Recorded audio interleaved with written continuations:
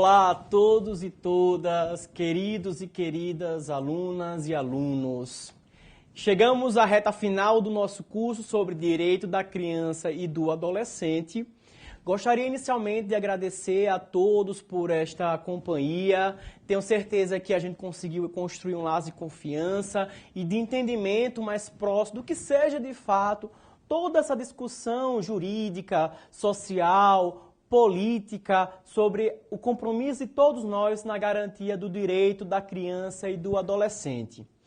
Não podemos esquecer, inclusive o objetivo da aula, que o direito por si só, ele não se perfaz, ele não se instrumentaliza através da política pública. E esta lógica de responsabilidade de todos nós, seja entidades governamentais ou não governamentais, também ela é prestigiada dentro do próprio Estatuto da Criança e do Adolescente. Meu povo, permitam-me esta relação de confiança. Entendam que a evolução do direito da criança e do adolescente, de fato, precisa de políticas públicas, precisa de órgãos responsáveis. E aí é para isto que nós vamos discutir agora, beleza? Então vamos lá, tela 1. Veja bem, a política de atendimento dos direitos da criança e do adolescente far-se-á através de um conjunto articulado de ações governamentais e não governamentais, da União, dos Estados, do Distrito Federal e dos municípios. Volta para mim. Pessoal, veja bem, o que é que o ECA fala? O ECA fala que a política de atendimento, ou seja, todos os serviços públicos que vão ser ofertados à criança e adolescente e, logicamente, à família, ela vai depender de um conjunto articulado do governo, das entidades não governamentais. E aí, do Estado, do município e da União, certo? Então, percebam que todos nós estamos integrados. Logicamente que, até pela previsão da Constituição Federal, o órgão por excelência que executa as políticas sociais básicas é o município. Mas o município, de fato, ele não pode deixar de estar articulado e receber subsídios, suporte do Estado e da União. E aí vejam a importância que o Estatuto coloca da responsabilidade das entidades governamentais e entidades não governamentais. Tá certo? Então vejam que a discussão está cada vez mais direcionada a um contexto de responsabilidades de todos na oferta do serviço público destinado à criança e ao adolescente. E veja que esse artigo 86, ele é regulamentado de uma forma muito mais capciosa, muito mais evidente com a Resolução 113 do CONANDA, do Conselho Nacional da Criança, que regulamenta o sistema de garantia dos direitos de crianças e adolescentes. Logicamente que é uma discussão que enseja um compromisso do profissional de direito muito mais além do que a esfera processualista. Ele precisa ter entendimento e compreensão de como funcionam as políticas públicas. E o ECA nos desafia a superar essa vertente eminentemente processualista e garantir, de fato, atores sociais proativos, criativos e interlocutores de políticas públicas, tá bom? Então vamos lá para o próximo slide. São linhas de ação da política de atendimento. Veja bem, quais são as linhas de ação?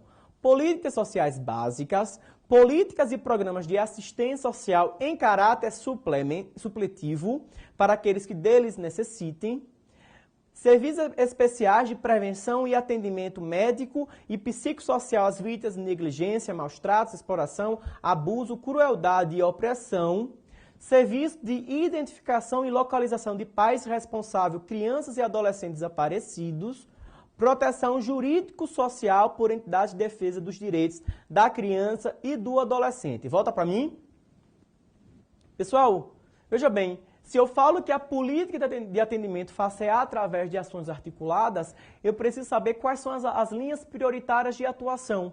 E as linhas de atuação, de fato, estão previstas no artigo 87. Então, atenção à preocupação do legislador que deu as políticas sociais básicas, as políticas supletivas, as políticas especiais também direcionadas quando o adolescente já está com algum direito violado ou iminência de estar com seu direito violado, serviço de identificação também e localização dos pais e proteção jurídico-social por entidades de defesa dos direitos de crianças e de adolescentes. Então veja que a preocupação nas linhas de ações na política de atendimento é complexa, ela é integral e busca compreender e atender as diversas atenções que devem ser convergidas para o atendimento integral à criança e ao adolescente e, logicamente, à família, beleza? Vamos lá para o próximo. Também constituem linhas de ação, políticas e programas destinados a prevenir ou abreviar o período de afastamento do convívio familiar e a garantir o efetivo exercício do direito à convivência familiar de crianças e adolescentes. Olha aí, de novo, a Lei 2010 presente, direito à convivência familiar como prioridade em linha de ação. Campanhas de estímulo ao acolhimento sob forma de guarda de crianças e adolescentes afastados do convívio familiar e a adoção, especialmente interracial, de crianças maiores ou de adolescentes com necessidades específicas de saúde ou com deficiência de grupos de irmãos. Volta aqui para mim. De fato, essa linha, este inciso 7º, ele é bastante desafiador porque trabalha com grupos bastante específicos e que carecem, de fato, de uma atenção muito maior das políticas públicas de proteção básica da assistência social ou também de proteção especial da assistência social e demais políticas básicas que busquem, de fato, prestigiar o que ordenou a legislação, tá bom? Então, atenção ao 86, ao 87, política de atendimento e linhas de ação. Vamos lá para a próxima tela. E aí chegamos às diretrizes da política de atendimento. Quais são as diretrizes? Municipalização, logicamente, porque já era uma previsão constitucional. É o município o grande executor das políticas públicas. Temos a criação de conselhos municipais, estaduais e nacional dos direitos da criança e do adolescente, órgãos deliberativos e controladores de ações em todos os níveis, assegurada a participação popular paritária por meio de organizações representativas, segundo leis federal, estaduais e municipais. Criação e manutenção de programas específicos, observada a descentralização político-administrativa, manutenção de fundos nacional, estaduais e municipais vinculados aos respectivos conselhos dos direitos da criança e do adolescente. Volta aqui para mim. Então veja, pessoal, nós temos aqui as diretrizes da política de atendimento. E aí, analisando todas elas, inicialmente, nós temos, novamente, é o município que é o grande executor das políticas públicas, né? Então, é municipalização dos serviços, né? Então, atenção ao processo de municipalização. Com exceção, como eu falei anteriormente, cuidado com as políticas socioeducativas em meio fechado, as medidas socioeducativas privativas de liberdade, semi-liberdade e internação é do Estado, não é do município, tá bom? Então, atenção a esta exceção em especial sobre política de atendimento. E aí, no 88, ele cria novos órgãos que não eram previstos no Código de Menores, né, mas que reproduzem a intenção do legislador no artigo 213 e 204 da Constituição, que é, de fato, a instrumentalização da democracia participativa. E essa democracia participativa, de fato, se perfaz através de órgãos democráticos que respeitam a participação social. E estes órgãos são os conselhos de direito. Vamos lá? Então veja, voltando para a tela, que ele fala o que são esses conselhos de direito. Os conselhos de direito, de fato, eles têm esfera municipal, estadual e nacional. Beleza. Eles são órgãos deliberativos, eles são controladores das ações em todos os níveis. E, logicamente, ele deve ser garantido a participação popular paritária por meio de organizações representativas. Então, volta para cá novamente. Então, vejam, são órgãos públicos em esfera nacional, estadual e municipal. E na sua Constituição, vamos entender que nós temos 10 conselheiros. Então, 5 conselheiros representam as entidades governamentais e 5 conselheiros representam as entidades não governamentais. Então, isso é o conceito de paridade, né? Quando existe, de fato, uma participação popular evidente na discussão e na efetivação desta atribuição de deliberação e controle de políticas públicas. Novamente, conselhos de direitos não são conselhos tutelares, tá bom? Isso sempre cai em concursos, é importante a gente entender que são órgãos bastante distintos. Porque também o Estatuto ele peca relativamente, porque atribui ao Conselho Tutelar um capítulo específico sobre o seu funcionamento, todas as suas normativas e tudo que deve ser regulamentado no exercício da função de conselheiro tutelar. O que não acontece com os conselhos de direito, que aí a gente acaba tentando harmonizar, uma harmonia de compreensão durante todo o estatuto sobre o que é o conselho de direitos, tá bom? Então, vamos voltar para a tela. A descentralização das políticas, no inciso 3º, ele corresponde logicamente também ao próprio inciso 11, do primeiro que fala de municipalização, né? Então, se eu falo em descentralização, de fato, eu atribuo ao município a execução das políticas públicas. E também, aí no inciso 4º, nós temos também a criação dos fundos responsáveis e geridos pelos conselhos de direitos, como eu anteriormente mencionei, tá bom? Vamos para a próxima tela. Integração operacional de órgão do Judiciário, Ministério Público, Defensoria, Segurança Pública e Assistência Social, preferencialmente em um mesmo local para efeito de agilização do atendimento inicial adolescente a quem se atribua a autoria de ato infracional. E veja também no inciso 6º, integração operacional também nos mesmos modelos, mas para rápida reintegração à família de origem. Volta aqui para mim, pessoal. Olha que interessante. No inciso 5º, eu falo de integração operacional destinado ao atendimento ao adolescente acusado de ato infracional. Já o inciso 6º, por força da Lei 2010, ele fala, não, também é preciso a integração dos órgãos, mas para quê também? Para a rápida reintegração à família de origem. Então, veja que a preocupação que foi destinada no artigo 88, de fato, ele vem direcionar a uma estrutura de cooperação e integração dos órgãos públicos e também não governamentais, seja no inciso 5º, para um rápido atendimento ao adolescente acusado de ato infracional, ou no inciso 6º, também ao atendimento e também para propiciar a rápida reintegração da criança e adolescente à família de origem ou extensa, quando possivelmente os seus vínculos de convivência familiar estão comprometidos. Então, muita observação a esta semelhança de órgãos, um para a integração destinada ao adolescente infrator e a outra destinada a crianças e adolescentes em situação de acolhimento institucional, tá bom? Vamos voltar para a tela? Também por força da Lei 2010, nós temos a inclusão do inciso 7º, que é a mobilização da opinião pública para a indispensável participação dos diversos segmentos da sociedade. Próxima tela. Vamos lá novamente reiterar o que eu falei sobre... Novamente reiterar é ótimo, né, alunos? Mas vamos lá até para a gente fixar melhor esta compreensão. O que são conselhos de direitos? Tá certo?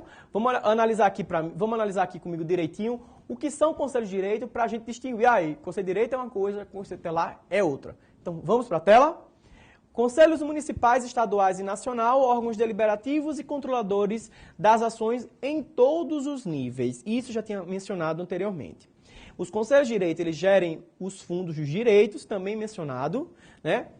Aí, vamos lá. A função do membro do Conselho Nacional, dos conselhos estaduais e municipais, é considerada de interesse público relevante e não será remunerada. Muita observação a este item, pessoal. Volta aqui para mim. Se, por um lado, o Conselho Tutelar ele pode ser remunerado, a legislação deixa expressamente que Conselho de Direito não é remunerado. Também outra diferença entre Conselho de Direito e Conselho Tutelar, tá bom? E vamos finalizar também, vamos voltar para a tela para ver a outra característica também dos Conselhos de Direito. As entidades governamentais e não governamentais deverão proceder à inscrição de seus programas, especificando os regimes de atendimento de forma definida neste artigo ao Conselho Municipal dos Direitos das Crianças e dos Adolescentes, né? O qual manterá registro das inscrições e de suas alterações, do que fará comunicação ao Conselho Tutelar e à autoridade judiciária. Volta aqui para mim. Então, de fato, pessoal, a legislação atribuiu responsabilidade aos conselhos de direito para registrar todos os programas governamentais e não governamentais de funcionamento, tá bom? E aí cabe também ao próprio Conselho de Direito informar ao Conselho Tutelar, e em especial também à autoridade judiciária, toda a rede de atendimento municipal que está ofertando algum serviço público à criança e ao adolescente. Então veja que nesta lógica dos conselhos de direito, eles são órgãos controladores, deliberativos, os conselheiros eles não são remunerados, o conselho é constituído de forma paritária, tem a atribuição de gerir o fundo da criança e também de registrar os programas governamentais e não governamentais. Vejam que a discussão dos conselhos de direito, eles trabalham numa lógica de política pública, né, como órgão também participativo diretamente na execução das políticas públicas, tá bom? Então vamos lá para a próxima tela. E aí chega os conselhos tutelares. O artigo 131 fala: o Conselho Tutelar é órgão permanente e autônomo, não jurisdicional. Muita atenção, não jurisdicional, galera. Alunos e alunas, meu povo, Conselho Tutelar é órgão não jurisdicional. Se pergunta muito em concursos, em prova da OAB, inclusive, comentando que o Conselho Tutelar é órgão jurisdicional. O Conselho Tutelar não é órgão jurisdicional. Encarregado pela sociedade de zelar pelo cumprimento dos direitos da criança e do adolescente. Aí no artigo 132, em cada município haverá, no mínimo, um Conselho Tutelar composto por 5 membros, escolhidos pela comunidade local para o mandato de 3 anos, permitida uma recondução. Vamos passar aqui? Olha aqui para mim, pessoal, volta aqui a tela. Veja, a lei ela determina que deve ter, no mínimo, um Conselho Tutelar. Ele deixa a arbitrariedade, a discricionariedade de se aumentar a quantidade de números. No tocante aos conselhos tutelares, pessoal, é muito importante a gente entender toda a discussão, a evolução política sobre esta função. E aí nós temos, de fato, uma atenção especial à Resolução 139 do Conselho Nacional da Criança, que regulamenta de uma forma muito mais proativa o exercício deste cargo. Então, atenção a todo este esforço governamental para que, de fato, o reconhecimento da função de Conselho Tutelar seja, de fato, respeitado, seja incentivado pelo município e entender que o Conselho Tutelar é apenas um órgão também, não apenas único, mas ele é um órgão que participa do sistema de garantia da criança e do adolescente. E que é preciso outros serviços que construam a rede de atendimento para que o Conselho Tutelar possa ser acionado e requisite diretamente aos órgãos governamentais e não governamentais serviços destinados à criança e adolescente que são considerados medidas de proteção. Se lembra, pessoal? Medidas de proteção é, por excelência, aplicado pelos conselhos tutelares, mas isso também pode ser acumulado pelo juiz, tá bom? Voltando aqui para a tela. Então, eu falei no 131 que ele é um órgão permanente e autônomo, né? É um órgão municipal que tem que ter, no mínimo, que tem que ter 5 membros, escolhidos pela comunidade local através de um processo de escolha, e aí tem um mandato de 3 anos.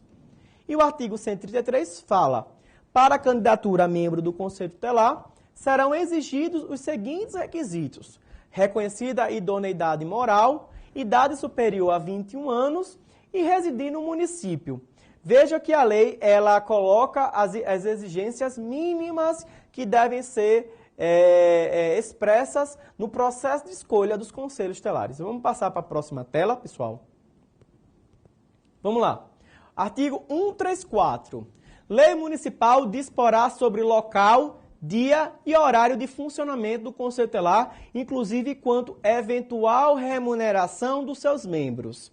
Parágrafo único. Constará da Lei Orçamentária Municipal previsão dos recursos necessários ao funcionamento do Conselho Tutelar. Volta aqui para mim. Pessoal, vejam que a legislação ela traz... nessa aula a gente aprendeu que foram 3 novos institutos ou órgãos criados nessa lógica de garantia de direito de crianças e adolescentes. Nós tivemos os conselhos de direitos, né, necessariamente vincular, que tem também a gestão dos fundos municipais, estadual e nacional, respectivamente, e temos os conselhos tutelares. Todos eles, o que é que a gente encontra na prática? O município ele cria os conselhos tutelares, cria os conselhos de direito e também os fundos da criança na mesma lei. E nesta lei municipal, ela vem regulamentar o que a própria lei já falou, o Estatuto da Criança, de como deve ser o processo de escolha. Observação, queridos e queridas alunas. Nós estamos falando de processo de escolha de conselhos tutelares. Nós não estamos falando em eleição de conselhos tutelares. Isso é muito importante porque, na prática, existem compreensões distorcidas, principalmente quando se instala o processo de escolha, e aí se vincula bastante o cargo de conselho tutelar ao cargo legislativo, à dependência a um vínculo partidário, e isso é questionável bastante, e o próprio Estatuto, ele entende que o processo de escolha é através de membros da comunidade. E aí ele acaba tendo uma vinculação muito grande com o processo eleitoral brasileiro. Vejam, processo de escolha de conselho tutelar é previsto no Estatuto da Criança e do Adolescente. Aplica-se subsidiariamente, em exceção, às normativas da legislação eleitoral. Mas nós não podemos nos ater especificamente e entender que o Conselho Tutelar é uma eleição propriamente dita nos moldes da Justiça Eleitoral. Nós estamos falando aqui de processo de escolha de Conselho Tutelar. Atenção, e este processo de escolha ele tem que ser regulamentado por lei municipal, né, em consequência de um decreto também do prefeito. O próprio Conselho Municipal da Criança, ele é o responsável também em publicar o edital de processo de escolha e respeitar as diretrizes do próprio Estatuto da Criança e Adolescente. É o que diz a Lei 8.069 e também as orientações da Resolução 139 do Conselho Nacional da Criança, do CONANDA. Vamos voltar para a tela? Então, novamente, pessoal, vamos ver o 135. O exercício efetivo da função de conselheiro constituirá serviço público relevante, estabelecerá a presunção de idoneidade moral e assegurará a prisão especial em caso de crime comum até o julgamento definitivo. O processo para a escolha dos membros do Conselho Tutelar será estabelecido em lei municipal e realizado sob responsabilidade do Conselho Municipal dos Direitos da Criança e do Adolescente e a fiscalização do Ministério Público. Vamos voltar aqui? Pessoal, vocês analisaram ou identificaram alguma forma expressa de que existe eleição de conselheiros? Não. É um processo de escolha que é regulamentado por lei municipal. O CMDCA, o Conselho Municipal da Criança, ele administra esse processo e necessariamente o Ministério Público ele deve ser acionado e participar de forma proativa, responsável no processo de escolha comunitário ao cargo de conselho tutelar, de conselheiro tutelar, beleza? Vamos lá, passar para a próxima tela. Olha aí, o artigo 261 já nas disposições finais. A falta dos conselhos municipais dos direitos da criança e do adolescente, os registros, inscrições e alterações a que se refere o artigo 90, parágrafo único e o 91 desta lei, serão efetuados perante a autoridade judiciária da comarca a que pertencer a entidade. Volta aqui, pessoal.